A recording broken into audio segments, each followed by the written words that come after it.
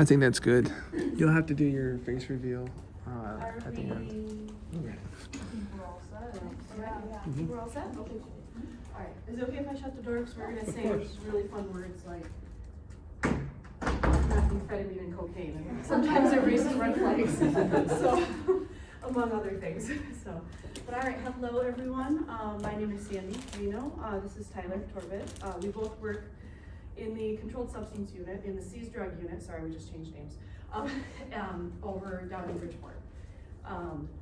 We are very casual people. I'm gonna put that out there right now. Please make this conversational. Please ask whatever questions you want. If you've seen something on TV and you go, is that real? We're gonna probably say no, but you can still ask it because you can't get a science education on TV in that way. So, but yeah, we have a couple things that we can show you on the computer, but we were just gonna start by telling you what we do, kind of what this lab is like, what the system that we work with and within is like, a little bit of educational guidance maybe, and that kind of thing. We can do our best with that. Some of these questions we may not be able to answer, but hopefully we can guide you, if anything, so if that all makes sense. I've been doing seized drug analysis for 16 years now. Tyler's been here for almost 11, yeah. So yeah, we're seasoned at this point, I think. We see, so in the seized drug unit, or just the drug unit, you're gonna hear me flip back and forth the names. So we analyze things that are outside the body. Toxicology analyzes body fluids such as urine and blood that are obviously found inside the body. So sometimes we'll identify similar things, you know, like they might still do some stuff with THC, we will as well, but it's just different areas and different spots kind of thing. Different charges usually too, but not every time. We have our top 3 things that we see in this area. We cover 13 counties, give or take. We kind of go up to West Branch, Mount Pleasant area, and we go as far south as Lapeer. So kind of pick up Owasso is sort of where us and Lansing kind of come into play, so we get stuff from over there as well as a thumb. And just to give, I pulled up an old presentation just as Sandy was talking, just to give an idea. This is an old one because the Sterling Heights lab no longer exists. So this is an old one, but just gives you an idea. So we have 7 labs throughout the state. We do. Sorry. It's not this. Yeah, we do a lot of shared casework too. It's not like, oh no, this is the line, guys. Sorry, cross this road. No, we don't. That's not really how this works. Casework can travel pretty well, so give or take. Not every discipline is at every location in the state of Michigan, and if you are going out of state and if this is the type of field that you want to work in, you'll see that among pretty much any state. So, for example, Lansing has every forensic science discipline that the state offers. The unique ones that are to Lansing are toxicology and question documents, for example. That's the only place where those are found. Some of it is historical, just kind of ended up that way. It's not that they can't be at other locations, but sometimes there's capacity issues, like just the space of the building itself. Maybe there's personnel is in, not everybody wants to do question documents, even in Bridgeport kind of thing, so it just sort of ends up in Lansing. Oh yeah, I was gonna tell you our top 3 things that we see kind of in this area, or that we identify at work, really. Methamphetamine, huge, that's definitely our big one. Cocaine and fentanyl, and then we have others that we identify, but this is the type of job where, how many cases do you think come out of our unit in a year now? Now? Right, because before it used to be a lot. Yeah, we're probably still looking 2,000, 2,500 cases a year. We used to be more just because the backlog was bigger. It used to be more like 3 to 4,000. Yeah, so we're actually slower now than especially when I first started in 2015. Just to give you a comparison, 2015 when I came into the department, just in the Bridgeport seized drug unit alone, we had 800 cases. Where now, today, when we left, we were at like 60. So we're in a very different spot now than we were in 2015 due to a variety of reasons. Yeah. So in those, we'll just say 2,000 cases annually, there's 3 full-time analysts and a supervisor. So you can imagine the repetition that we see. So I wanted to make sure, at least in our unit, and there are some other units, but I wanted to make sure to keep that a point. If that's not your style of work per se, or that's just not how you jive, you know, not saying this job isn't for you, but that's just a piece of, that's a pretty big piece of this puzzle. You know, you're going to see meth thousands and thousands and thousands of times. Same thing, cocaine. You're gonna do the same tests over and over again. So it's not as exciting as TV makes it. But I love it, but, and I'm assuming Tyler loves it too, or at least loves it enough to still be here. And there's enough, right? There is a lot of things that we've seen, but within the lab environment, not only just with casework, but there's a lot of different opportunities that we have, and the state of Michigan is unique in some of the opportunities that we have versus agencies throughout the nation. For example, we have the opportunity to go to crime scenes, at least right now. Can't say it's gonna be forever, but so right now, you know, my primary role is I work in the Seized Drug Unit, but I also go out to crime scenes. You know, we're on call pretty much 24/7 unless you're not available. So we are fair game to be called. We actually go out and process. We all have the same training. I can process footwear. I can process for latent prints. So that's something that when I was looking for jobs, that was something really unique to Michigan. Is most laboratories, whether it's a state or a local, they have a dedicated team that does crime scenes versus their lab personnel. So every unit that we have at the lab personnel are trained to process crime scenes as well. So yeah, there is some, definitely there is some variety, and there's some opportunities, you know, such as that. And we do have unique cases too. I wanted to make sure I emphasize that as well. You know, we have a lot of things, the drug world out there is ever changing. So, which is kind of nice in the science realm, because then we get to use something, you know, some different parts of our brain a little bit more. And we can say, oh, what does this molecule look like? Oh, are there any isomers? Are there any things that make it unique from other molecules, or whatever the case may be? So yeah, I so heard we you do guys have talking some. elucidation over here, and I was having flashbacks to organic, and I wasn't loving that. Yeah. You're like, oh, deep breath. I'm glad I heard those words a long time. Yes. So there is some variety. It's just not. I just want to make sure we talked about that. There is also a lot of repetition too, which is fine. I mean, we're clearly okay with it because we're still doing this and we enjoy it a lot. So, okay. Where do I have a few places I can go next. You guys want to talk about something, or you have any questions right now? Because I can tangent to something different. Yes, sir. What's your academic background that got you to doing this? I love that question. Thank you.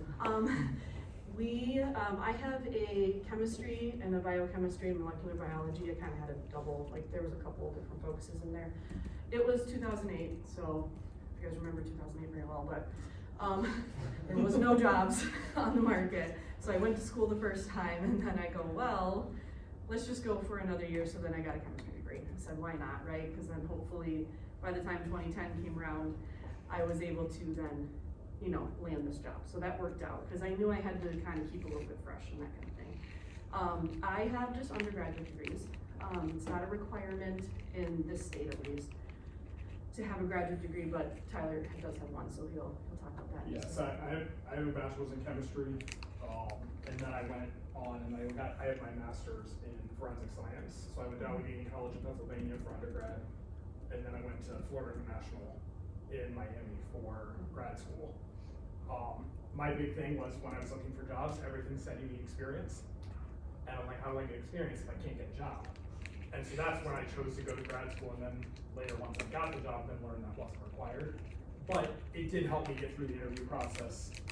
So it helped me stand out in that process and then ultimately get the job. So that is an option, at least state of Michigan, the only requirement for pretty much any of our jobs in the laboratory is just a 4-year degree in hard science. The biology unit, they have a couple additional DNA requirements, molecular statistics, that you may not achieve in just a standard chemistry degree, but in the biochemistry, if you have any of that crossover, you probably would qualify. They just have some additional requirements that are set by the FBI to have those additional microbiology statistics. The classes that they, are some of those specialty areas that they're the only ones that have that. But yeah, you can get for me, that was a way to get experience. I grew up, I was smack dab in the middle of the CSI era, so that's how I got an interest in forensics, and then just had to figure out what was real and what wasn't. Yeah, you don't need a forensic science degree to work in any discipline in forensic science. I personally, not saying it's a bad thing if you do, but if for some reason you don't like the job, like I worked with a plethora of interns, and most of which like the job, but I do recall a few that I go, you know, I just don't know if this job is for you, and it's a great learning tool for them to go, oh, I don't really like this. So if you have more of a general focus, at least for your undergrad portion, if you kind of stick with, you don't have to, you know, these are just my 2 cents. You know, if you stick with more of a general, like a biology, a chemistry, or maybe even a biochem or something, then if life leads you in whatever direction it leads you, then you might have a few more openings and few opportunities, you know. You don't need to know forensic science even to get this job either. I knew borderline nothing. I'll be very transparent, you know, about forensic science, except that drugs existed, they're addictive, and people do them. I mean, that was the equivalent, and use instrumentation to examine evidence, you know, or use techniques and procedures. Like you guys all understand the basics of science, and that's the foundation that we work with and work on to then build you to understand what this forensic science like niche is.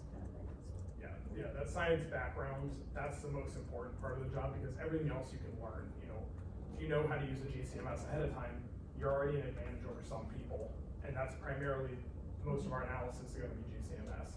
So if you already know that instrumentation, you know the background, you've got a really good foot in the door, because a lot of what we do is procedure-based, legal-based.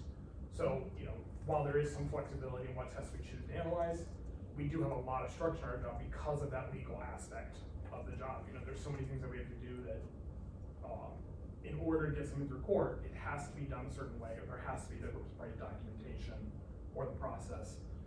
So yeah, like Sandy said, that's that base science, you know, whether it's biology, chemistry, that's gonna be the most important thing if you wanna get into the forensic field, and that's not just with Michigan, that's gonna be nationwide. And so we have, since we couldn't have you guys in for a tour. Yes, hold on 1 second, yes sir? You said you saw meth a lot. How often do you see like new drugs, and how specialized are your methods of analysis? We see new drugs quite often now, which is, I'm gonna say I really like, because as a scientist, right, I like that because it's kind of cool. I don't like it from a humanitarian perspective, but if we're talking like interest in science and stuff, I think it's really fascinating. So we have had a very, very big, almost like an explosion of new synthetic type compounds in multiple different categories now. Like it kind of started with one category. You guys remember hearing the word bath salts? Like in a bad way, bath salts. So it started with those, and then it kind of also went to, you heard K2, kind of the same, it's gonna be the same era. Yeah, so then those compounds, synthetic cannabinoids is what they're actually called, but that's kind of the buzzword, is the K2 spice stuff. And then it kind of took a little bit of a lull, and then we really, really hit into the fentanyl. I mean, we're still kind of in fentanyl, but we have kind of flatlined fentanyl. Yeah. Now currently we're actually in a class of compounds called the benzodiazepines. Those are where the Xanax stuff comes in. But they're clandestine, like Xanax is legit prescription. But now they're taking that molecule and making whatever modifications, they mean clandestine people, that they want to. So that's kind of our new one. And we have a couple other ones that are still kind of rearing their heads too. So, okay, so you asked about differences in, you had 2 questions. You asked about what's the fun stuff? Testing methods, thank you. Yeah, so our testing methods, primarily what we're using is GCMS. It's still, you know, even though it's an old technology at this point, it's still the gold standard in forensics, and especially drug analysis. We, just a couple years ago, switched over to, we were just running a general screen method on every sample. So we used to run, when we had such a big backlog, we ran some targeted methods based on what we expected the substance to be. If we get a crystal material, we run a targeted method for methamphetamine. That just saved us time in analysis. We don't have to prove every single thing or every single compound or substance that may be present in a sample. We're mostly looking for that highest penalty one, but that helped us get through our backlog at the time. Now we basically just run a general screen method on everything. So that's gonna get everything small from, methamphetamine and amphetamine, all the way up to steroids, some of the nitazines, some of these designer compounds.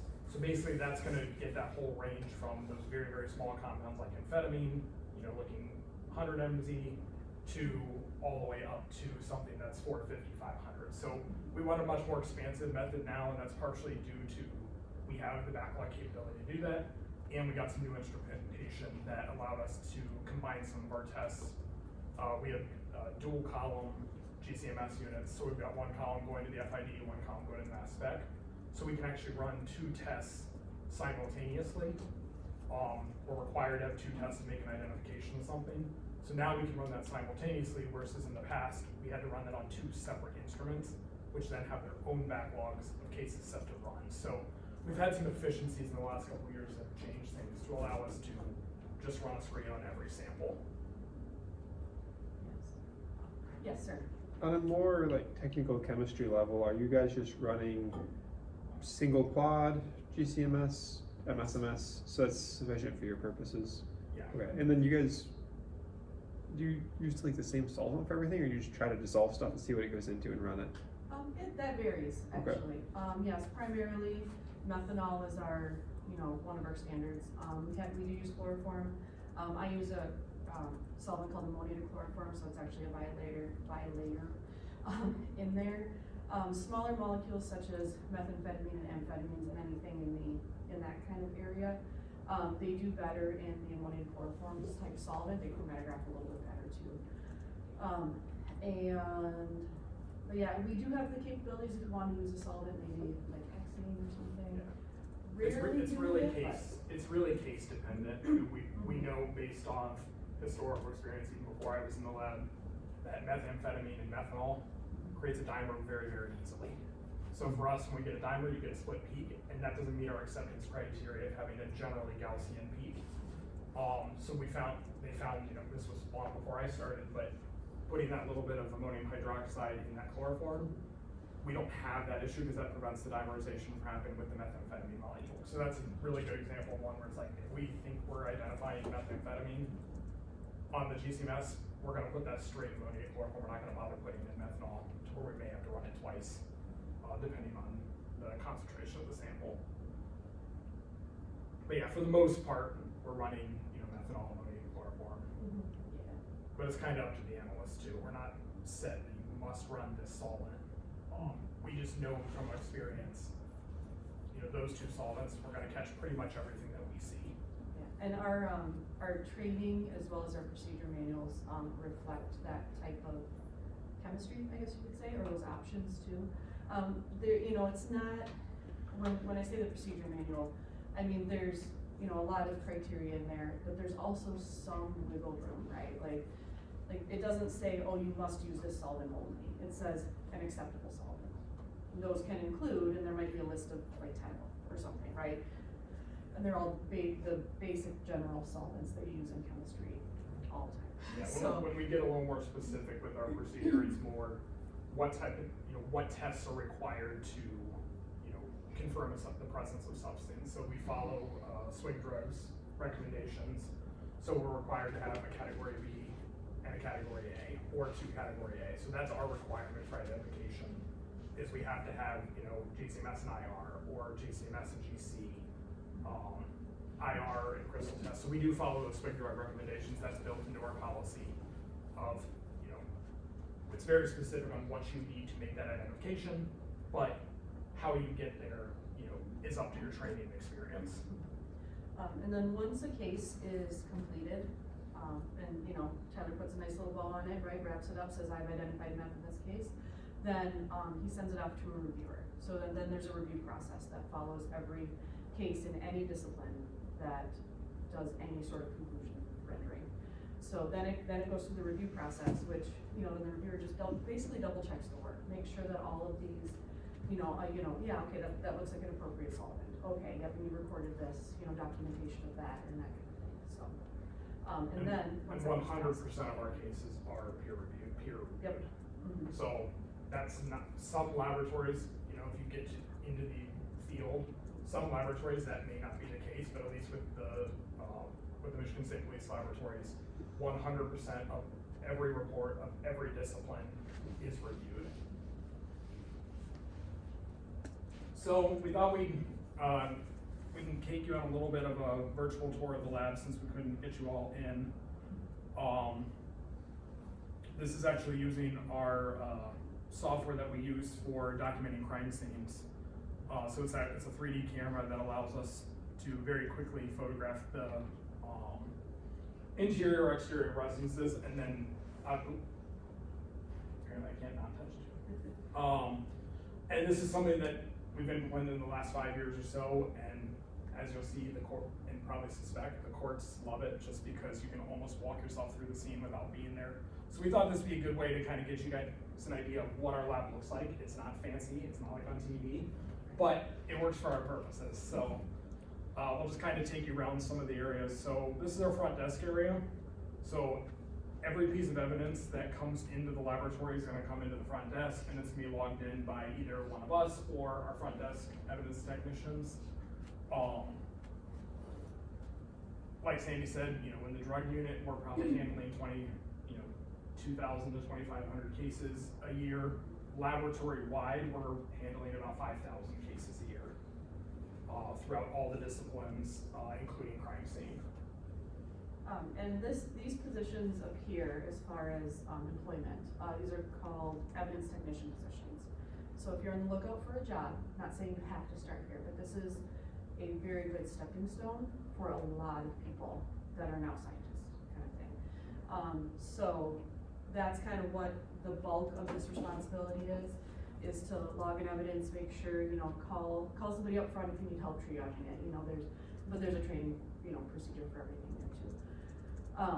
But yeah, a lot of people start off as technicians. I would argue even a third of probably the entire department has started off as a technician, and then when a scientist position opens either at a certain location or in a certain discipline, then they go, okay, that's where I want to be or what I want to do, you know, whatever the case might be. So yeah, that's what that title means if you see that and you're going to be applying for a job like this. So it's a really, really good way for people that want to be, whether you want to work for, you know, for example, MSP, or you want to work in a certain area. It's a really, really good way to get your foot in the door. The jobs are very competitive. I know it's changed lots. You know, when I hired in, there were 140 applicants for one position. I know some of our recent positions, they're looking more in the 50-60 range. There's not as much interest as there was, but you're still looking at possibly 40, 50, 60 applicants, sometimes for one position. And we don't typically have a ton of turnover once people get into the scientists and into the field that or that discipline that they want. At least historically within MSP, people stick around a while. I mean, you look at Sandy at 16, me at 11. Our other coworker and our supervisor both been there 20 and 21 years. But these front desk evidence positions, all three of our ones right now have been hired within the last 5 years. And now that we're getting some positions opening up in the lab and some disciplines, you know, it's anticipated that they're probably going to be moving into one of those discipline scientist positions. But that's how they got their foot in the door, you know.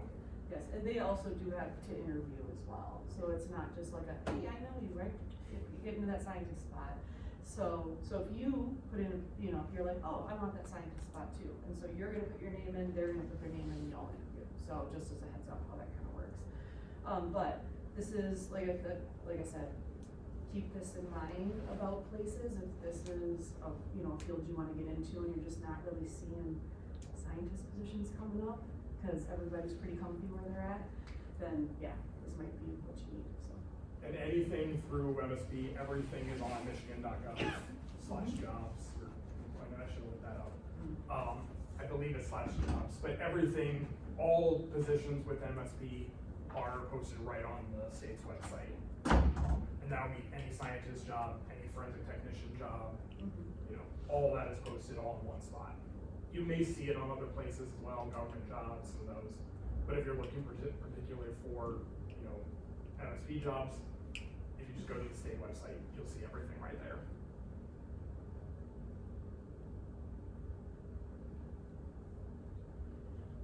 So, like I said, our lab's not fancy, so this is just right in our front door, so we've got a small conference room, and then basically everything is, It is wider than this picture. yes.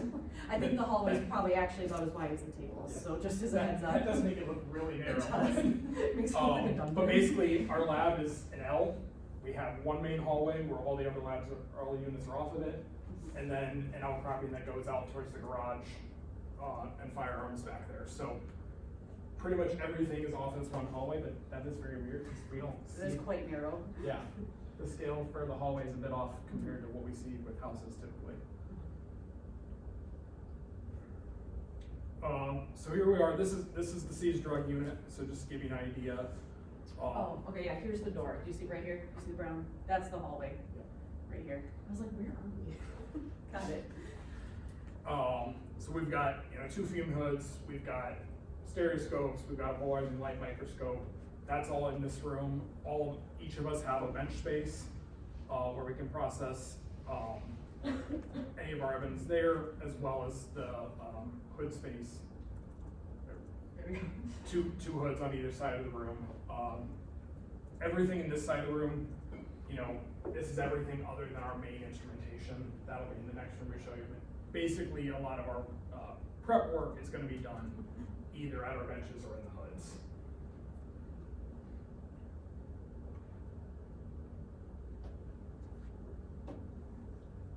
So here's our instrument room. So we've got, in this room, we've got 3 GCMSs, 2 IRs, and then a GC. It's very weird having the screen. That's what it is, because it looks more normal on the computer Does screen. it? Okay, so it looks really squishy again. Yeah, it's the sizing. So this is where, 90% of our cases, we're, analyzing with these instruments in here. We'll go to the other side of the room because it looks, but more in this Okay. room. Yeah. Yeah, that is, it does not, that's bizarre. I swear it looks more normal on the computer Yeah. screen. Just imagine it kind of like this a little bit. Yeah. I mean, it's not huge, but I mean, even if you count the tiles, right, 1 foot tiles, you Yeah. kind of get an idea about Yeah. how much space is between there, so.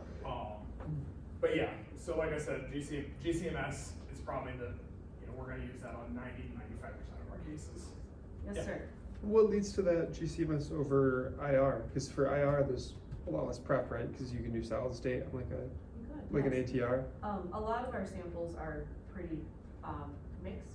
Oh, So the purity of them Mm. is, not this, we can't use the separation, but the IR is very valuable in a lot of cases. One example is that we have cocaine HCl versus cocaine base. Still cocaine, still a stimulant in the body, but if you start to look at the federal guidelines for weight penalty thresholds, there's a big difference between if somebody's possessing, 100 grams of HCl versus 100 grams of base, or whatever the case might be. So if we have enough ability to kind of either do some extractions to make it pure, or if it comes pure enough, because a lot of things are cut and stepped on. So then we can do an IR right here, and this is an IR of what typical cocaine HCl looks like. HCl is the one, HCl water soluble, so that's the one you see in movies all the time when they're snorting, right? That's the one they're trying to mimic. They're not actually doing that in movies, but yeah, so that's the one, and where's the cocaine base? That's where crack comes from, that's where crack pipes come from. That one needs some sort of a heat source in order to get inside your body the best way, and the faster way.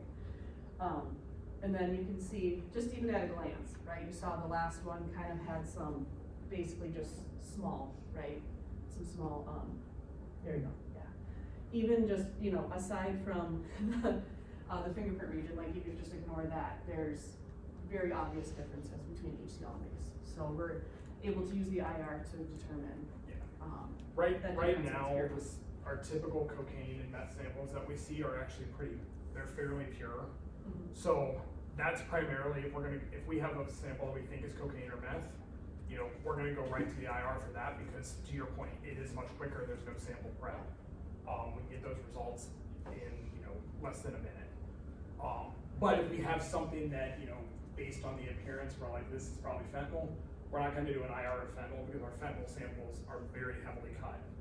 A lot of oftentimes times- with, anywhere from 4 to 8 different things. So we're not gonna try to do an IR and a fentanyl sample, number one, for a safety risk, but also just for, we're probably not gonna get information that can help us make that ID. And again, we're trying to be as efficient as possible. So in that case, it's easier just to put it on the GCMS and get that initial separation. Yep. Okay,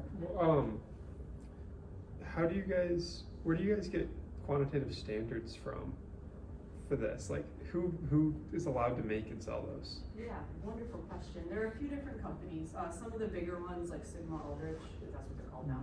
I don't know, they tend to go back and forth, but yeah. So they'll make some. Our biggest one is Chem Chemical, though. I don't know if you guys have heard of that one yet. They're based out of Ann Arbor. Yeah, they're based out of Ann Arbor. They are, anytime I've spoken with any single person in their forensic science one, because I don't have any reason to talk to many other of the units there, but they've been wonderful. They're so great to work with. That is also, not that I'm recruiting for them, but that is also maybe a place to consider if that's where your career can lead you, especially in science. Cayman has a They're very really good. big forensic science base. Yeah. A couple years ago, we actually got the opportunity to go down there and get a tour and see, and some of their labs are amazing. Yes, they're really, Speaking from a scientist's point of view, and the number of people, I never would have thought that Cayman was as big of a company as it was, but they've got a huge forensics aspects because, they get requests to either make standards that analysts across the world have seen in casework, that they think it might be something, Cayman will make the standard, then they can run that. There's agencies that have worked with Cayman to actually try to elucidate because, at a standard crime lab, we may not have, we don't have NMR or, IMS or some of those other technologies to help us make those IDs, but Cayman does. So they can work with some of those departments with Cayman to actually help try to elucidate with some of those samples. But yeah, Cayman's our biggest one where we're gonna get them. And we actually don't do any quantitative testing at the Bridgeport lab. And for the most part, within MSP, we don't do quantitative work. We're just looking qualitative, whether it's there or not. Michigan doesn't have any state laws that govern purity. Whereas some states do. So some states do have to quantify their, meth cases to tell if it's 80%, more than 80% pure to be classified as ice or not. But in Michigan, we don't have to do that. The only type of quant work that we do with an MSP is we have a semi-quant method for THC. And that's just a very easy 1%. If it's greater than 1%, it's marijuana. If it's less than 1%, it's reported out as inconclusive. You have that 0.3% THC content for hemp. We don't test lower than that. The average marijuana sample is significantly more than 1% THC. So that's where we have that 1% cutoff, and that was an adaptive method from the DEA. But yeah, that's any identifications we make have to be based on standard data. So, when we're identifying cocaine HCl, this is a cocaine HCl standard that was purchased from Cayman and then run on our instrument. That's then compared to our case sample. Yeah, and all of our standards, especially the controlled ones, and even some of the non-controlled ones, they all have traceability associated with them. We have to weigh them before and after anytime we use them. So if we're using them to make an IR library, a GCMS library, or do an extraction, or whatever the case might be, that's documented in with the paperwork that is with that bottle. And then if this bottle is, all used up by the end, because we also have a limited amount, or a maximum amount, I should say, that we can order per bottle kind of thing. We can't order 5 kilograms of cocaine. You know what I mean? Like there's limits as to what we can do too. If we need more, then we have to order another bottle kind of thing if we somehow use that one up. So, which we've had to do before. I mean, we go, oh, okay, we're all done with that one. So then it has the same number, but then it's now -2 for bottle 2 or -3 or whatever the case may be. And those are kept with all of the archivable records, so that we know we have all the information related to this standard that is related to this case, that's related to the person who it affected, kind of thing. So yeah, all that information is available for discovery in the court system. They can ask for all those traceability records for any of our standards, any of our instruments. You know, we have to keep very detailed records of, you know, we run a performance check every single day on our GCMSs because we have to be able to say it's in working condition for that day. We run a blank before every case so we know that, and we'll show you some of that data as well, but we have to run a blank before every case. We're showing that the solvent is clean, that we don't, you know, what's in our sample is from the sample, it's not from something else. So there's a lot of those administrative controls that we have to do and that we have in place because of the legal aspect of the job. Why we have just the IR open, there's just an example of what an IR methamphetamine looks. Again, our methamphetamine right now, because 99% of the methamphetamine that we're seeing right now is crystal meth.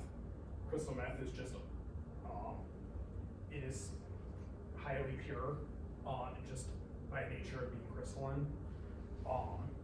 So that just gives you an idea, but yeah, so primarily with the IR, we're very much, you know, that most often we're using the IRs for cocaine, both base and HCl and methamphetamine samples. That's just where it's the most useful for our purposes.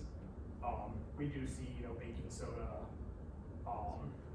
so some of those other substances that are non-controlled, and the IR is very helpful for us for that too. You know, if we put baking soda, we have a baking soda sample, we throw that on the GCMS, we're not gonna get anything. So the IR is where we're gonna get that information, and then if we do the GCMS first, just as we're like, oh, we have an unknown powder, you know, we can take that over and be like, oh, no wonder I didn't get any results in the GCMS, it's baking soda. Another thing too, okay, so not necessarily this time of year, but usually in October, a little bit in November, we get agencies submitting, it's literally rock solid, you guys. We see on the paperwork, it goes, crystalline type substance picked up from floorboard. And I go, I think this is salt. Like and I'm like, well, it looks crystalline, okay, fine, all right. So then, you know, if I put on the IR, and since the salt, I mean, the other crap in it is not IR transparent, but the salt is IR transparent. So then, you know, the data just kind of looks like this, right? It just kind of looks like maybe there's a weird curve thing in there that doesn't really correlate to much as far as at least seized drugs or substances of interest like even baking soda.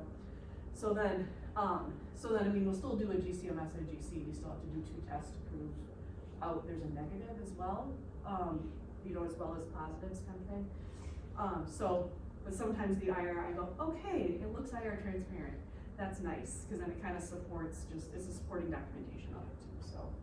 So that's where, you know, sometimes the negatives take, not every single time, they take a long time, but many times I go, wait, if I try an extraction, does that do anything for me?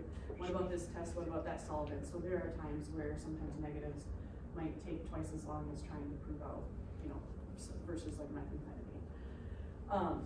Like that IR that Tyler just showed you for methamphetamine, for example, that was direct. It was literally, you do the inventory of your case, take your item, you weigh it, then you take your weigh boat and you put it on and then you take your sample and do enough to put in IR. You can see we have an ATR type setup. Yeah. So then that's the result. We know that IRs typically are quicker, so a few minutes maybe by the time you get done cleaning, pre and post analysis. And then we have our polarizing light microscope, and you have a crystal test for it, and that's also fairly instantaneous, a couple minutes.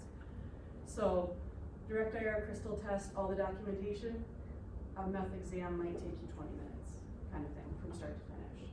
Whereas sometimes if it's a bigger case, as in you just have to do more things or there's more items in it, it could take you up to a few days. So it just really, so that part depends, you know, the speed of the analysis. And our GCMS run, when you're looking at it, the time for the blank and the sample to run, you're looking about a 35-minute method to get both those run. So that's where we really just try to maximize, you know, because of the caseload, because of the backlog, we really try to just be as efficient as possible. If we can do you know, cocaine and meth, we can do an IR and crystal test, we're good to go, that's quick. We can do that at the same time that a fentanyl sample is running on the GCMS. So we're really just trying to be as efficient as possible. Like I said, we don't quite have the backlog stress that we once did, which is a nice break because those days were rough. Where you felt like you couldn't keep up with the backlog, you were getting more cases in as you were putting out. We don't have that anymore, so it's nice that we've got a little bit more flexibility for like, okay, let's just, you know, we don't want to extract this sample because we don't know, it might be super powdery. There's a big thing on safety and the risk of, very powdery samples. We'll just throw that on the GCMS versus do an IR. So that we just have some of that flexibility. Yes. You said there's a lack of purity regulation in Michigan. Does that ever come in scrutiny in like the courtroom? No, the Michigan laws are written that it's the possession of methamphetamine. Doesn't matter if your peak is this high on the GCMS or if it's this high. It just says possession of meth, possession of cocaine, possession of fentanyl, kind of thing. It's the substance, and it doesn't matter how much of that substance is in there. You would have, that sample could be 10% methamphetamine and 90%, dimethyl sulfone, which is just another cutting agent we see. And in Michigan, it doesn't matter, it's just the presence of methamphetamine that they're charging. It has nothing to do with purity. And that's a Michigan specific thing. Other states are different. Yep. Yep. Do you think that has led to like wrong convictions, just based on like it's not impossible for you to have a contaminated sample, and if that's any quantity?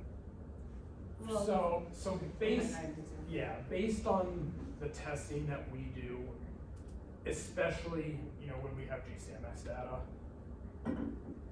we're seeing a lot of sample. Like we're not seeing. It's very obvious whether that substance is there or not. We don't see a lot of those trace samples.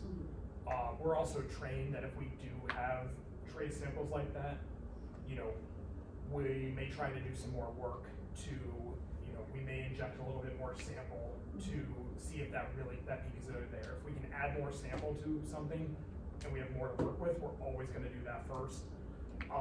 It's possible that there could be, but I think the risk, at least in our case, is minimal just because of the types of samples we see. And especially when we get to court, the defense is usually not, it's not cocaine. The defense is usually, it's not my cocaine. So, while it's possible, I don't think with the types of samples we see, and we are all pretty conservative about if we have questions about a sample, like I said, we're either gonna try to do more, and if we can't do more and we're still questioning, we'll report it out as inconclusive. So we try to be a little conservative there because again, everything we do has legal ramifications. Yeah, so we do have lower limit of detections to that we meaning our technical leader and scientists, I mean we all kind of had some input, have in place, for example, for GCMS, right? That's going to be our big one. So we have thresholds kind of in place that way. I mean, clearly the instrument itself has its own limit of detection, right?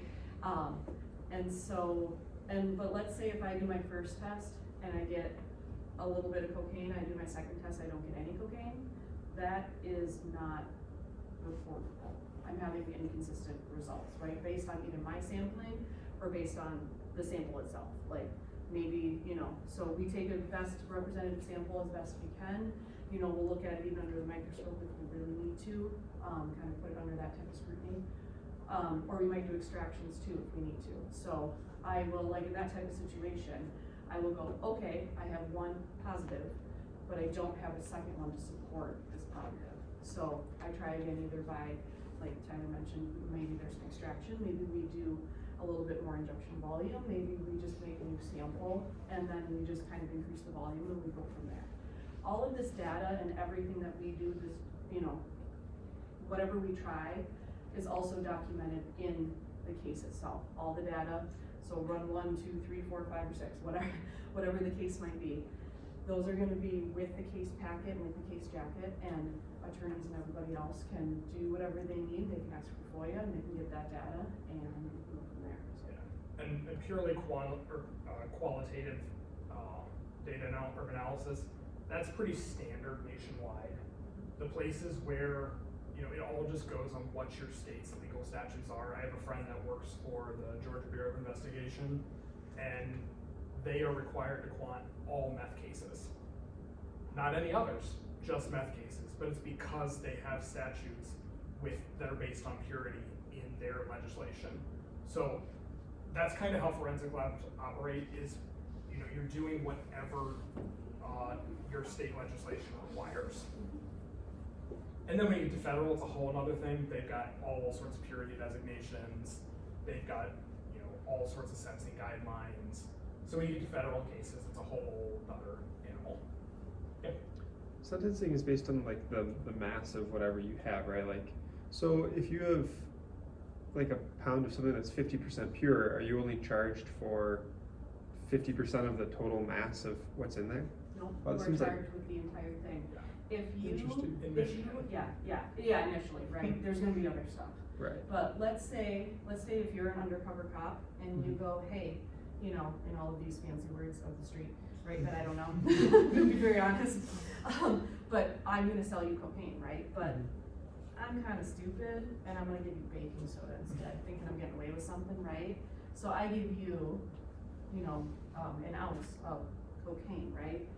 You can charge me with an ounce of cocaine, even though it's not cocaine, because the intent was to sell cocaine. So. mhm. Yeah, so everything in Michigan is just based on total weight. It has, Yep. purity has no say on anything in Michigan, Mhm. and it's just how the legislation's written. Hold on one second, you had a question. Do you guys, did you personally do a lot of testifying, or is that mostly like your supervisors? No, but if you are the author of the report, then you testify. So that's like the rule, but that's a very good question though. And we testify, believe it or not very much. I think last year I was twice, maybe 3 times. That's a high year. Yeah. Usually it's once or twice a year for Yeah, each of us. I testified both, because I do crime scene work as well. Between crime scene and drug analysis last year, I testified 7 times. And I did 400 drug cases, and I testified, I think probably 3 of those were drug cases. So again, it all just comes back, I mean, we're able to go testify anytime, it's just, we have to be called for that. And again, because the majority of our cases, the person's not questioning what the substance is, that's why we don't have to testify very often. You know, again, our most common question on the stand is, you know, and now you didn't take this, you know, material from my client. No, I had nothing to do with the seizure of this. And that's, a lot of times, that's the only question we get from defense, is they just wanna say, you didn't take this from, like, nope, I cannot say this came from a person, all I can say is, I analyzed it, it was this. Yeah.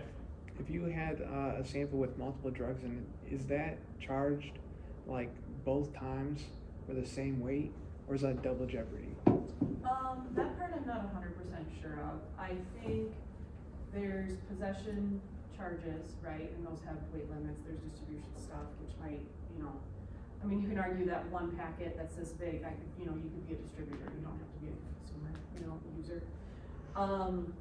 But that part I'm not 100% sure on. A lot of the times on our What do you think? subpoena, what we see, you know, if we have a sample, and it's very common for us to see heroin and fentanyl mixed together. If we have one of those, very commonly, we will either see that they're charging them with possession of heroin, because that's the Schedule 1 versus fentanyl being the Schedule 2, or we'll just see a very general, you know, possession of Schedule 1 or 2 narcotic.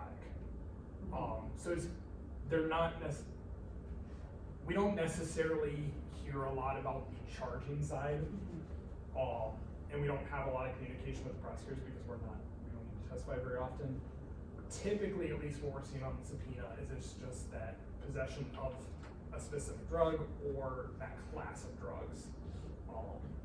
But then it's all gonna be based, even once you have a certain substance, you know, there's a lot of other things at play there. The amount that you have, you know, maybe if you do have heroin and fentanyl, the judge is gonna sentence you, you know, a little stricter than if you would have just had, you know, fentanyl.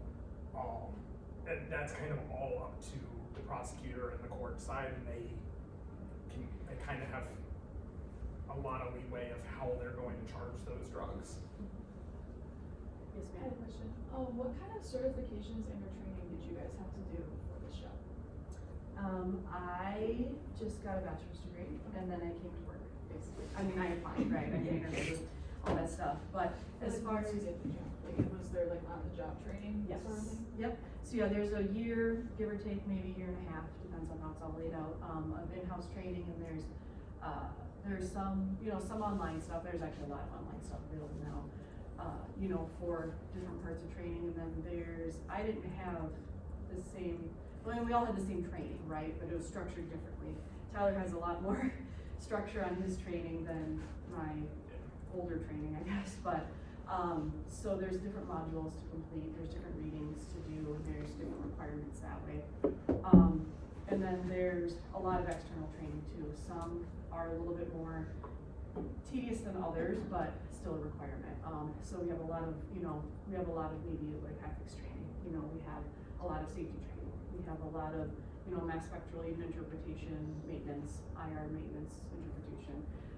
The most fun one though was definitely going to the DEA school, where you spent a week there and you kind of learned what they did and what their At the special testing lab Yeah, in Dallas, Virginia. Yeah, and then they taught you a lot more like in depth of, the different steps of how cocaine is processed, right? From coca leaves to final product. The same thing with meth at the time. So that was actually very interesting and really cool, because as analysts on this side, we can see evidence in any form of that process too. It might be only, maybe it's not all the way done yet or something, that kind of thing. And then now we have requirements that we have continuing education credits. So we have 7 credits every 2 years. Usually it's very attainable. It's very nice to do. It's very easy to do. There's a lot of webinars out there too. Plus our 20 hours now. Yes, and then plus the 20 hours. Yeah, So that's true. we've got requirements for the department, and then we've got requirements as part of accreditation. Yes. And during that whole training process, like Sandy said, there's readings. You're observing casework being done by trained scientists. That way you can kind of see what some of the decision-making process is and what you're going to analyze, how much to analyze, when are you done with analysis. We're proficiency tested throughout that entire process, so we're proficiency tested on evidence handling, how things should be properly packaged, sealed, labeled. We're proficiently tested on mock cases of as if we were doing that analysis ourselves. We do a competency test at the very end. So you do a competency test that we have a written test, we have a mock court, and then you also have an actual case that you complete as if it was a real case, and then that determines whether you're signed off or not for casework. And then we're proficiency tested every single year. So every year we do a proficiency test, and obviously you've got to pass that. Otherwise, there may be some retraining that has to go on. And the proficiency test is from an outside company. So it's called Collaborative Testing Services, CTS, and they send it in.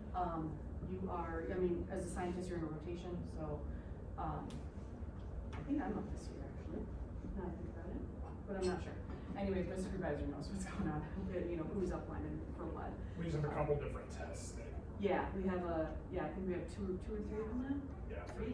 Yeah. Yeah, we have a plant material proficiency. Mm-hmm. And then we have 2, they call them synthetic drug proficiencies. They're always a white powder of some sort. Mm-hmm. And we rotate through those, but everyone does at least one, or does one proficiency of one of those types each year. So we rotate through, might do the plant material this year, then you'll do, a powder one next year.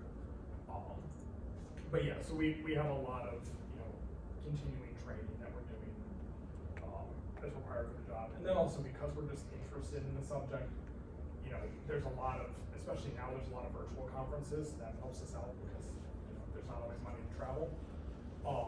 But we attend conferences, we can do virtual webinars.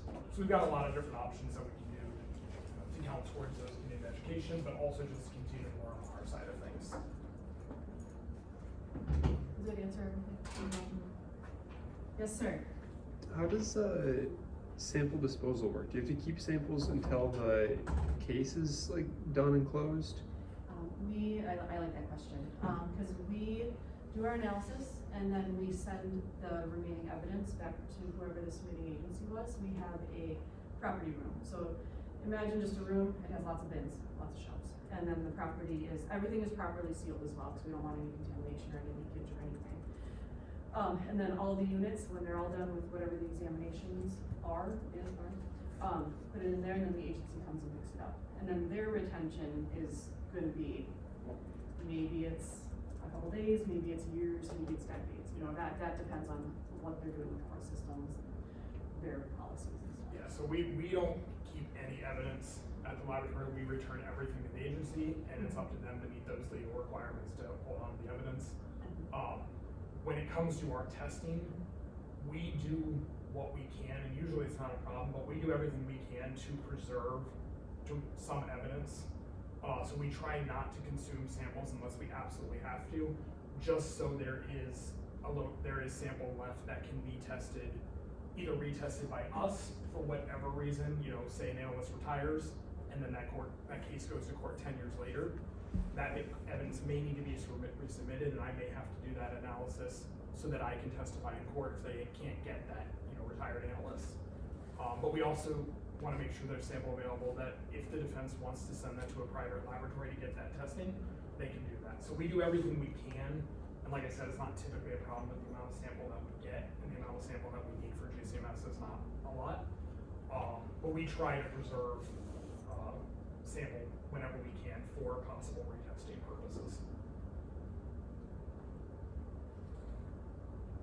I like all your questions, by the way. I like them a lot. It's nice talking to chemists instead of police officers for a change.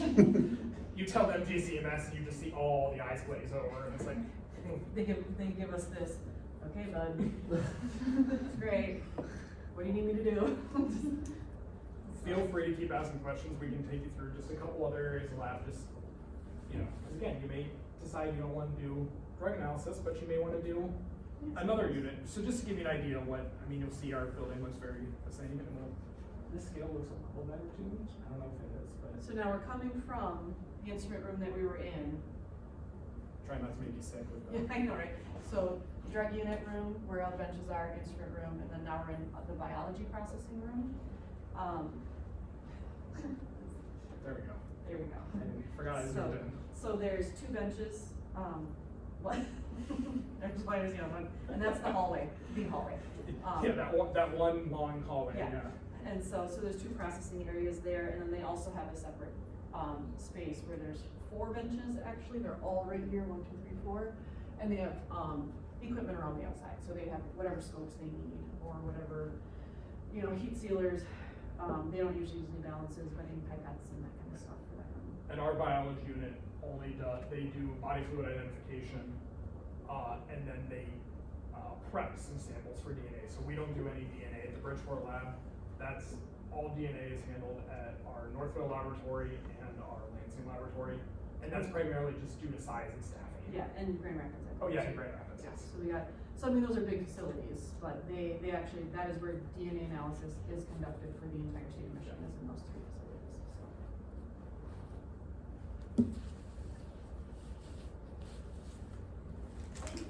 So this is our trace unit. So Now we're at the end of the hallway. yeah. So So this here is our we are. trace unit. So at the Bridgeport lab in particular, we have an analyst that does footwear and tire compressions. We have one. She also does fracture match, and then we have a scientist that does arson. So trace is kind of a catch-all discipline. You know, it can involve glass, fibers, paints, fracture match, footwear and tire impressions, arson. So it's kind of a catch-all discipline, but particularly when it comes to chemistry related, that gives you another thing. You know, you have an interest in chemistry. You know, there's arson and explosives as well. And primarily what he's using is also GCMS for the arson work.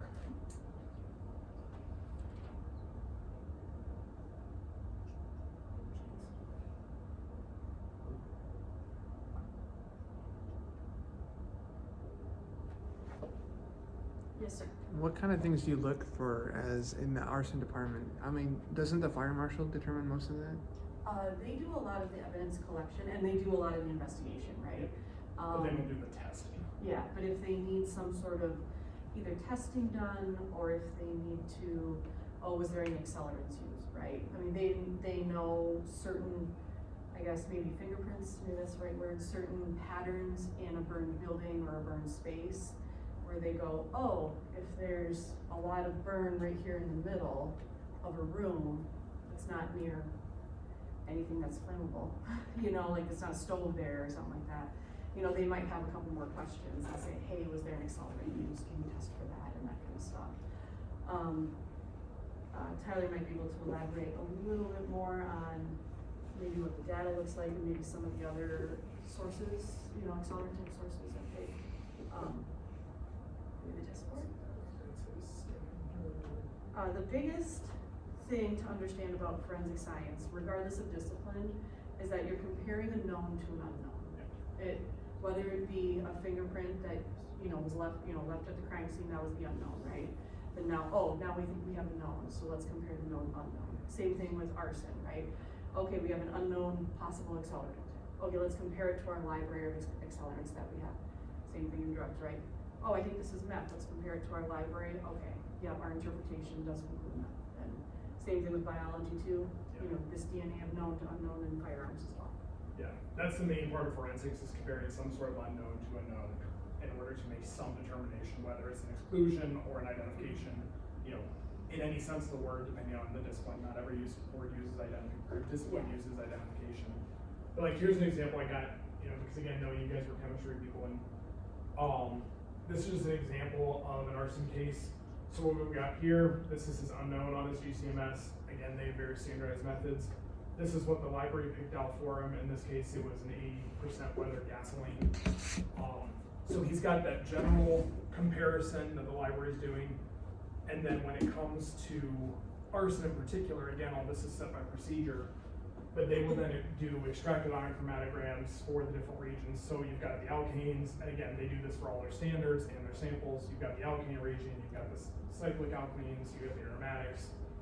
Depending on what the sample is, they're doing a lot more comparison of not only the general sample, but also those extracted profiles of those different areas that are characteristic. Again, here's some just additional reasons: alcohol, naphthalene, indanes.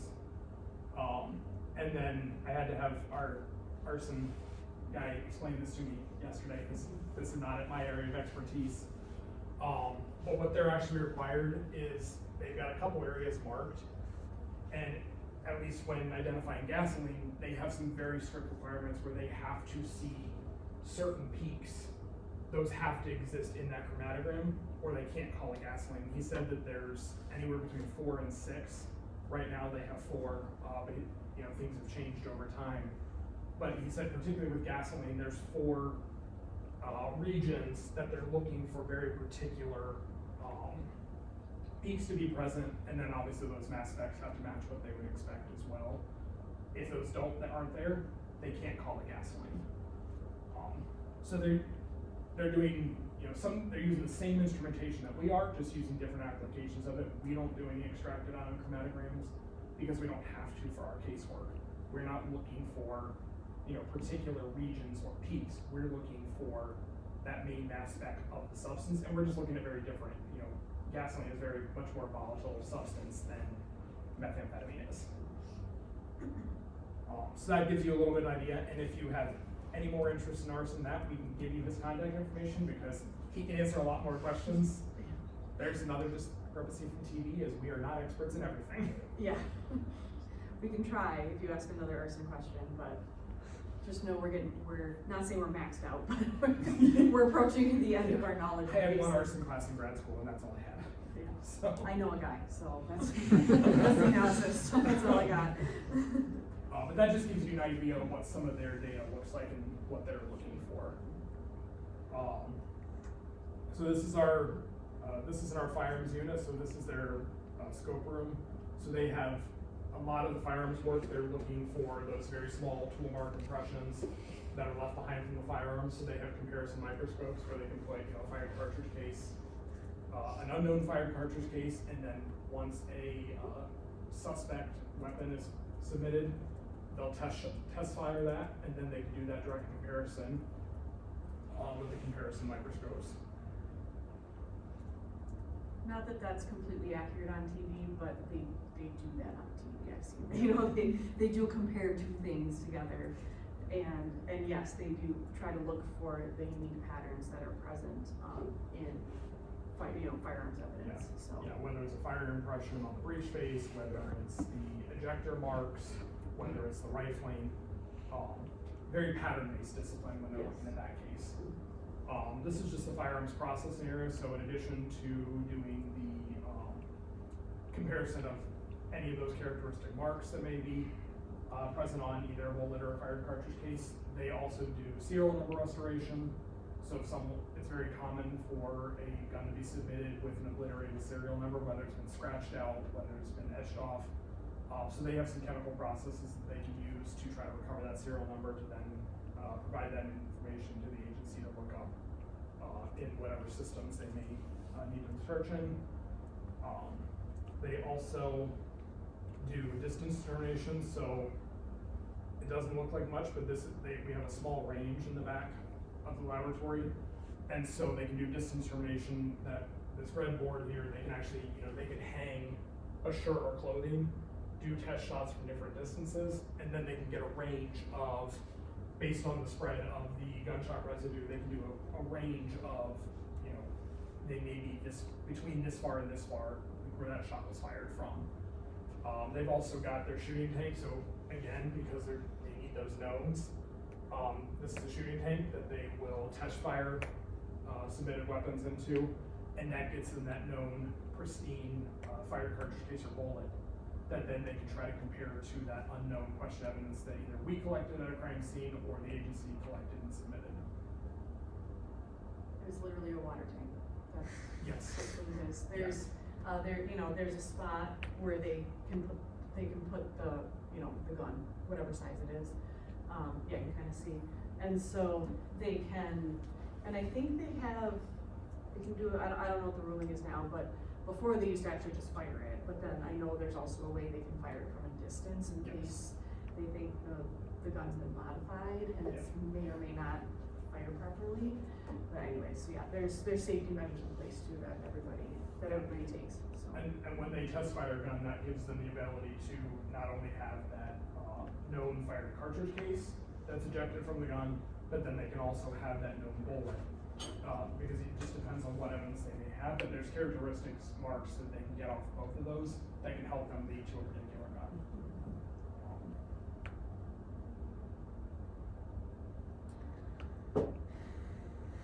And so this is the arson room. So again, he's got the same GCMS that we do, hood for processing any extractions. His extractions are a little nastier than ours, just the solvents that are used for arson evidence, carbon disulfide is a little bit nastier than methanol to work with. But again, he's got the exact same GCMS model that we do, just use it in a slightly different way.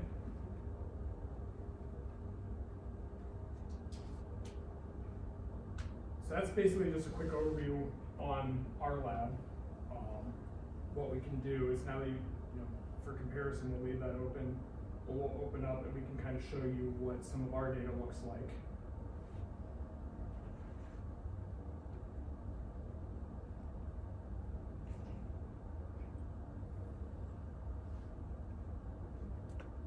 So if we open up, and I didn't include the blanks.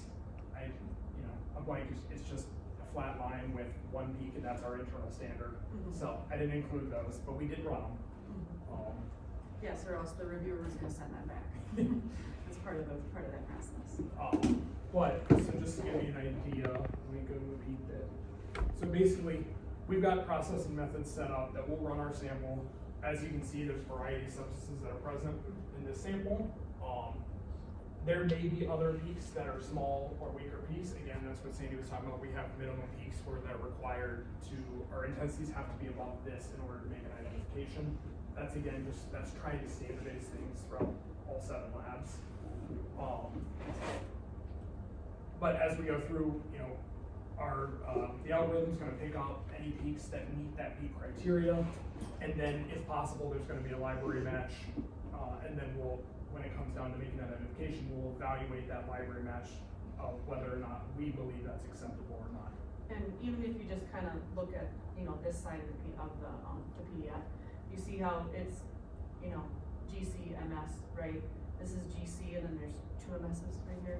So in this, on this page, the algorithm was able to go, oh, this is what I picked out from this library, this is what I think the match is. Whereas in this one, it either doesn't have enough information or it's not a library, like it could also be, you know, that. And just because it picks out something for us, doesn't mean that we believe it, actually. That's probably the best way to put it. We still have to do the interpretation and go, okay, yes, this, you know, there seems to be an approximately Gaussian peak, there seems to be good separation, there's no split peaks in there. That's how we, you know, do some evaluation on the GC part, and then the mass spec part too. Oh, are all the ions present? Are these the proper ions? Because just because this says 146 up here, this might say 148, but it still hits it as its top one, and we go, but I don't know about that, you know. The software is only as good as the algorithm is. Yes. So we're responsible for, you know, for the most part, it does a pretty good job because we've got several different settings. Yeah. But we're the one, the scientist is the one that's ultimately making that decision. Is this peak good enough to identify? Is this spectrum good enough to identify? That ultimately comes down to us. We just use the software to try to help, again, with that efficiency aspect of, you know, maybe there's some little blip of something here that, in this case, it doesn't meet the criteria for us even to call it a peak. You know, if we had nothing else present on the sample, maybe we'd add more sample, change something with the parameters to try to do some more work to see if there's something actually there. But in this case, when we look at this sample, we know that, you know, we know from doing this is our internal standard peak. And then we know in this case, we have 3 major peaks that we're looking at that, you know, if you look at that data, you're like, okay, one of those peaks is probably the thing that I'm looking to identify. And that's just based on sheer abundance. So when we look at this case in particular, this peak here is, this mass spec is hitting, and I agree with the identification that the software, or that the library match that the software picked out. So this is for MVP. I'm not even gonna try to say what it actually stands for because I don't wanna get it wrong. But this is a very common precursor to making fentanyl. So it's a precursor, and it's also a byproduct that if the full conversion process hasn't taken place during the synthesis, it's very common for us to see. So when we see something like this, we're probably gonna see fentanyl as well. This is clandestine fentanyl, by the way. Yes. This is not legitimate prescription fentanyl that, you know, is legal to get. That is, they have all the proper things to make sure, and all, you know, all of their testing that says, what's in here, this many nanograms per whatever of, you know, so just a heads up, all clandestine stuff.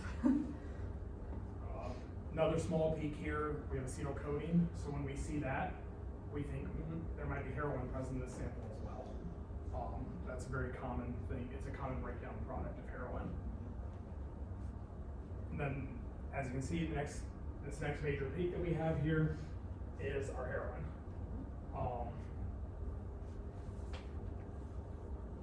Next peak, fentanyl. So this is what, in this case, in this situation where we have 4-MPP, which itself is a controlled substance, it's Schedule 2. We have heroin, Schedule 1. We've got fentanyl, Schedule 2. In this case, based on the mass spec data, I have enough data here to identify all three of those substances. I just have to do the second run. And with our GCMSs, that's what we're gonna do here. So in this case, now we've got a second sample that is being injected onto the GC, and we're just using the GC and the retention time. And in this case, we use relative retention time based on our internal standard.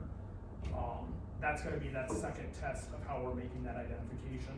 So we've got all of our reference data from our standards that then we'll compare to what we see present in that GC.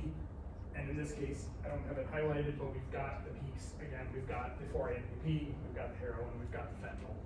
And so that gives us enough data for those 2 tests to identify those 3 substances in the sample. And our scope of analysis is not everything, if that makes sense, right? We do have a limit as to what the instrumentation can do, what the columns we have can do, what the runs can do. So just because they send us some sort of unknown white powder, it may not necessarily mean it's within our scope of analysis to be able to identify what it could or could not be either. If it was a pesticide or something. Yeah. You know, our methods aren't designed for pesticides, and we don't typically get those types of samples in, but there may be some larger pesticides. I mean, if you're looking stuff that's, 600, 700, 800 Daltons, we're not gonna be able to detect those in all our methods because it's not typically what we see. Obviously and I don't think it's something that I don't think there's a danger that we're missing those things either, just because of the types of samples and the training experience that we have. Because again, if we're starting to see a lot of negatives, the scientist then is gonna be like, wait a minute, what's here that could be? Or, we've had times where we see small peaks in the mass spec, even something like this in the baseline, and you pull out that mass spec and you're like, this looks like it could be something. And whether it is something that's new and novel, or it's something that maybe it's as simple as it's just a very weak sample. So we need to add some more material to that. And then maybe we get enough mass spec. So we do question, we have a lot of things, while this seems a lot of standard, it looks like the software is doing a lot of things for us. The scientist in us still comes out where it's like, ooh, this thing, I'm seeing this peak multiple times, or there's something there that, again, based off that mass spec pattern, going back to some of the elucidation, we don't have to do some of the, the full structural elucidation that you guys are doing now. We don't have to do that as part of our job, but occasionally it does come out, it's like, that pattern looks like, another benzodiazepine, or this looks like another fentanyl compound, just based off the pattern of the mass spec, and then we'll do more over there. And this is a very typical, I know Charlie mentioned, but that's a very typical suspected fentanyl type sample that we see. Maybe there's even a few more peaks, or there might be less too, but yeah, definitely a lot of polydrug mixtures in the fentanyl world these days. So our heroin fentanyl samples, those are the ones that are typically a little more complex. Just because those samples are typically how they cut. Here's an example. This was a methamphetamine case. I don't remember if it was a pipe or if it was crystal material that then we didn't get a direct IR. But again, you can see a much simpler mass spec, or much simpler chromatogram. And then, so that first peak, methamphetamine. And I mean, meth is smaller than heroin, right? Remember the heroin, right? There's a lot of ions in the heroin because there's a lot of opportunity for breakage. Yeah. Whereas in meth, I mean, you're gonna have definitely a smaller fingerprint available because there's just not that much there. And in general, our methods, the chromatogram is going to go based off size in general. Yeah. Polarity isn't, we have a couple different columns in the laboratory that we can run based on, if we need more separation for a particular analyte. But for the most part, we're dealing with non-polar columns. In this case, we've just got some sort of decanol compound. This could be from the solvent, this could be from the sample. It's kind of hard to tell. Most likely it's from the sample in some case because it didn't show up in blank. But it's some sort of decanol compound. We don't know if that's coming from methamphetamine or not. And again, our internal standards. So there's just an example of one that's a lot more, it's a lot more straightforward. It's a lot cleaner sample. And typically, our methamphetamine samples are cleaner than our fentanyl samples.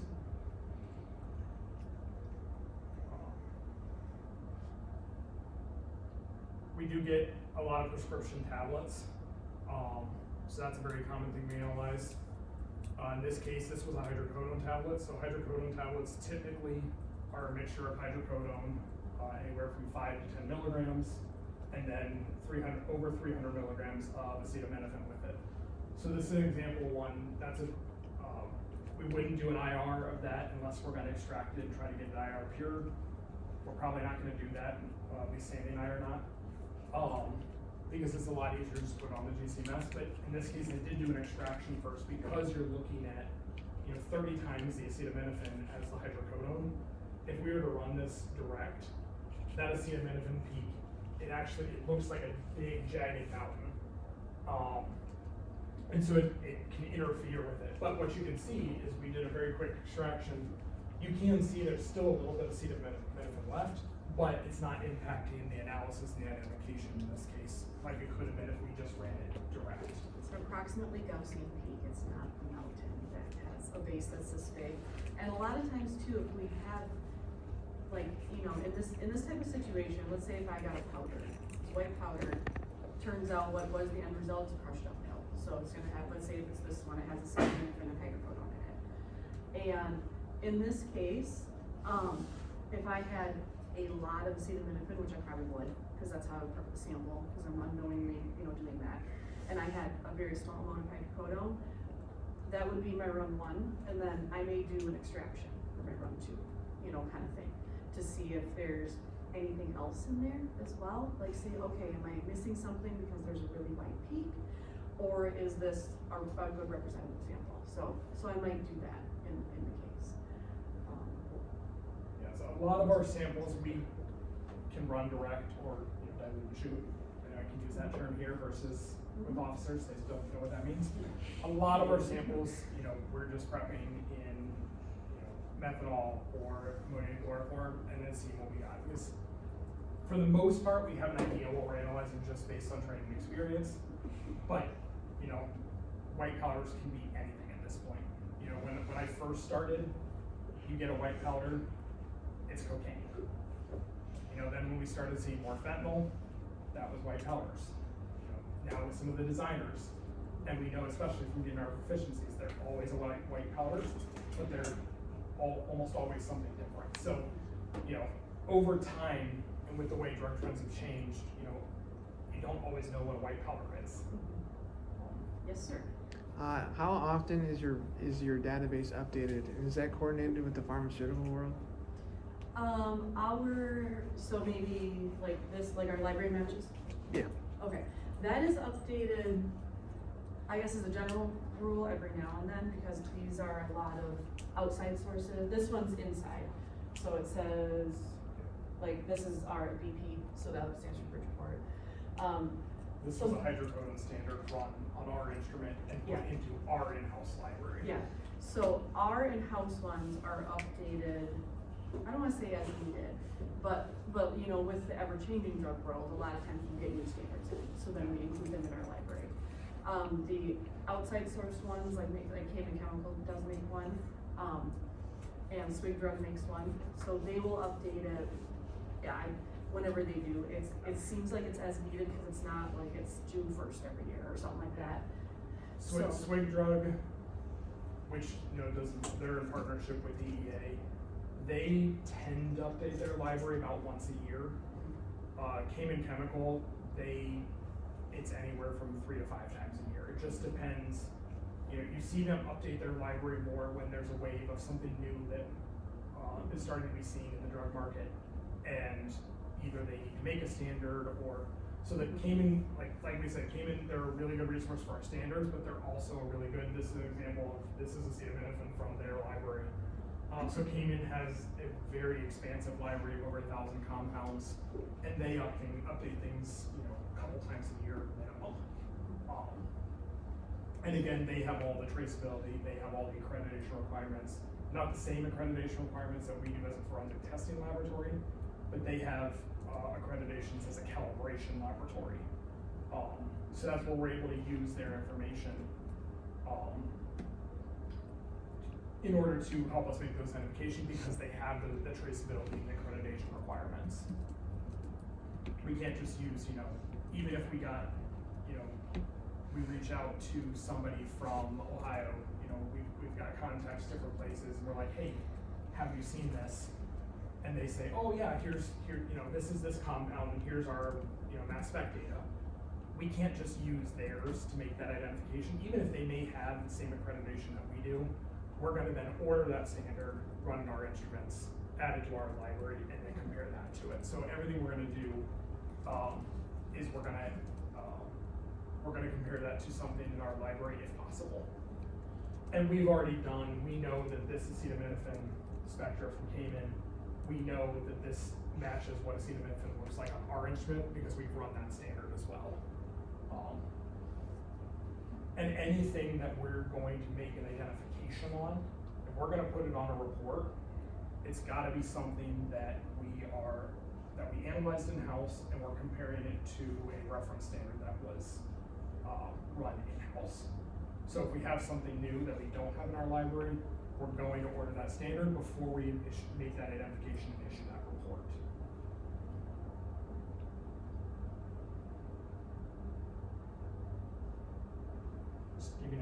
another one that's a little more complicated because of it being, I don't remember if this was wax or plant material.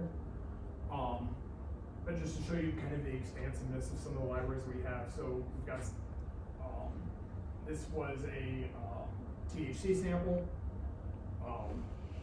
THC samples, whether it's the plant material or the wax, can be very complicated, especially when you have the plant material, you're gonna have some of those plant compounds that are gonna show up in your data as well. So just to get an idea of some of the different things, so most of these peaks are some sort of botanical compound that's present in the material. Again, you can see there's a lot of these that are not being picked out, and these are a lot of these, smaller peaks here at the front. So a lot of this, our algorithm's not gonna pick a match unless it's over a certain match score.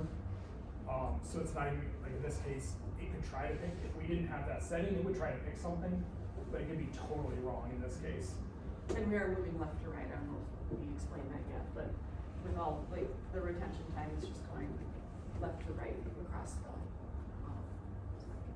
So another botanical, very common peak to see in plant material. I'm not a botanist, so I don't exactly know what they are, I just know that we very commonly see these in plant samples. Again, a lot of different, very small peaks that the software is not picking something out. But again, like I said, because of the experience that we have, we know that,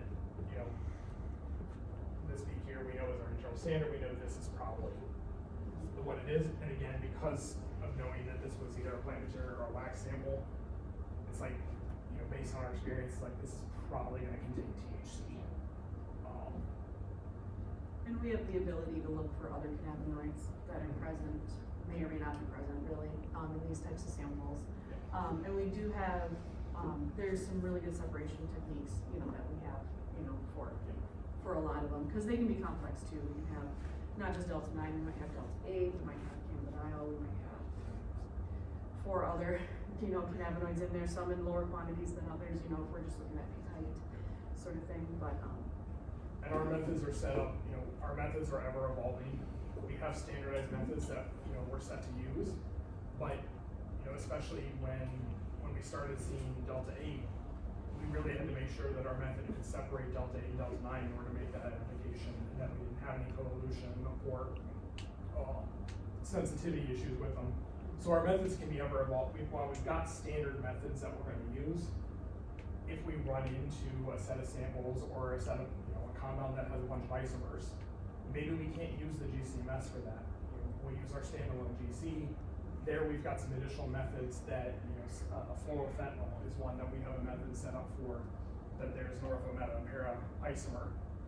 And while they're all controlled in Michigan and federally, and we have the option to just say, fluorofentanyl isomer not determined, depending on what the circumstances are behind that case, we have the method set up that we developed and validated that we can actually differentiate between those 3 isomers there.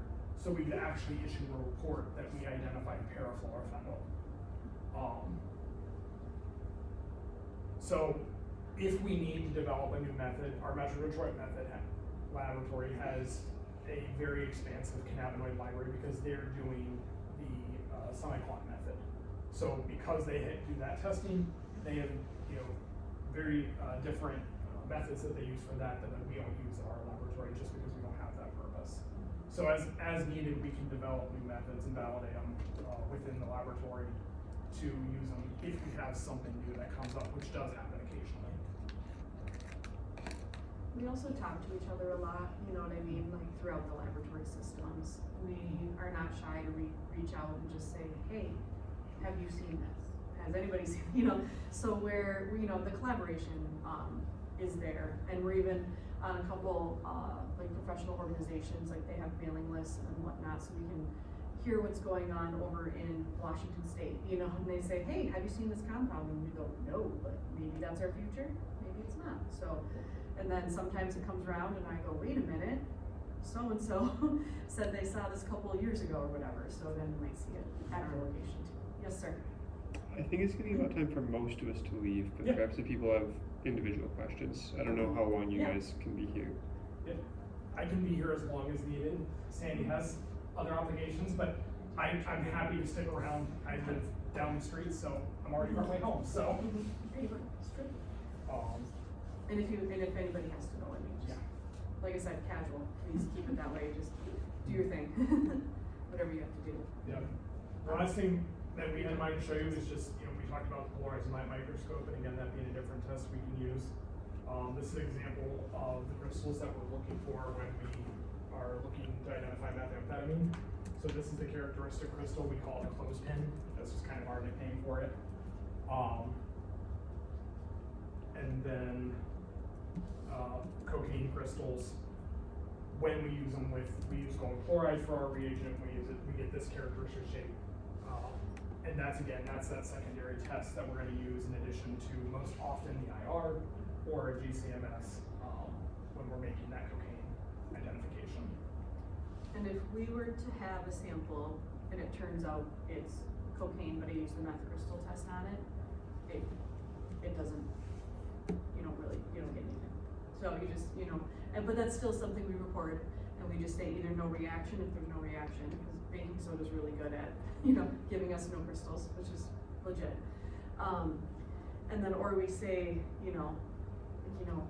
might observe, oh, okay, we saw some, not deformed crystals, but we might just try to write down what we observed, so. But yeah, there's just a very quick overview of what we do in our laboratory and the capabilities that we have. So, but yeah, we're happy to answer any questions. We could talk all day, that's our, you know what I mean? That's like our, not problem, but our passion, I guess. So. Maybe we just do like announcements for next time. Announcements for next time.